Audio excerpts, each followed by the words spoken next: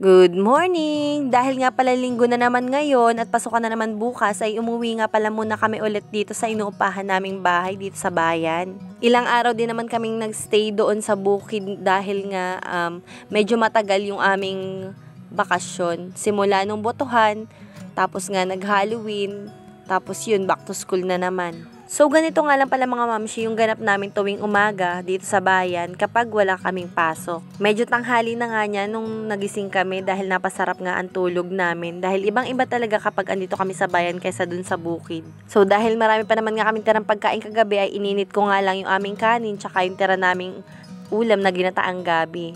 Ito nga pala yung labas ng inuupahan naming bahay mga mamshi.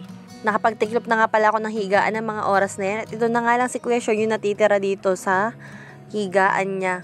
Talaga may bukod siya na higaan mga mamshi kasi ayaw niya tumabi dun sa amin sa kutsyon kasi nga may cover daw. Ayaw niya ng kutsyon na may cover. Ewan ko ba dyan sa bata na yan kung ano naiisipan yan. So, syempre, time ko na naman mag-moment ngayon dahil tuwing nagkakapilang naman ako nakakapag-moment mga mamshi.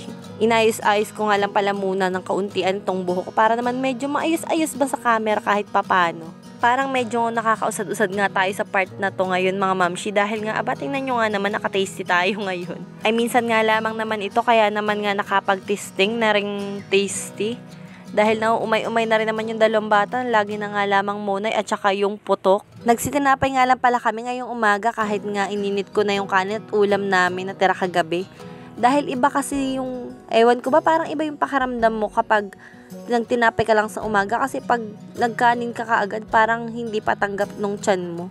Pero madalas naman, lalo na kapag pumapasok kami sa school, kumakain talaga kami ng kanin sa umaga kahit konti para magkalaman lang yung tiyan. So yan, naalis nga pala muna ito si Daddy Sherwin dahil nga siya ay manghihiram muna ng itak doon kay tatay sa biyanan ko. Dahil nga wala naman kami dito kung kahit anong gamit.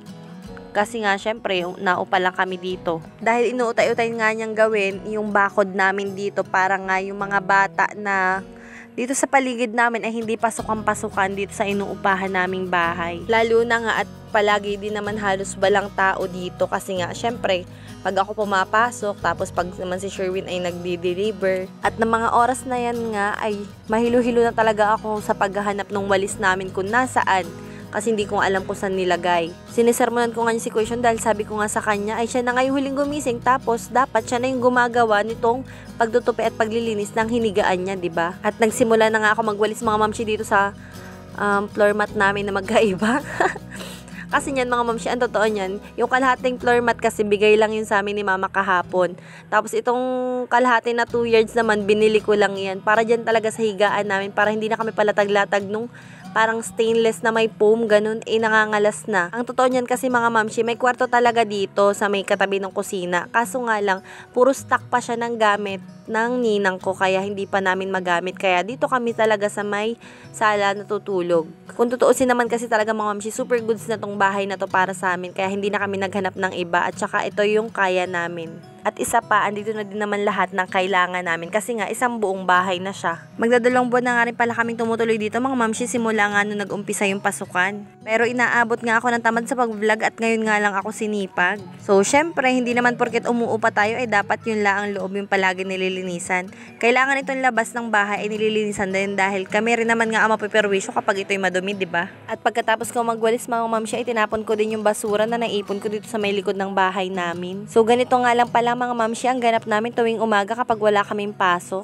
So dahil nga tapos na ako maglinis mga mamshi ay maglalaba pa nga pala ako. At dito ko na nga pala muna tatapusin itong vlog ko. Salamat palagi sa inyong panonood.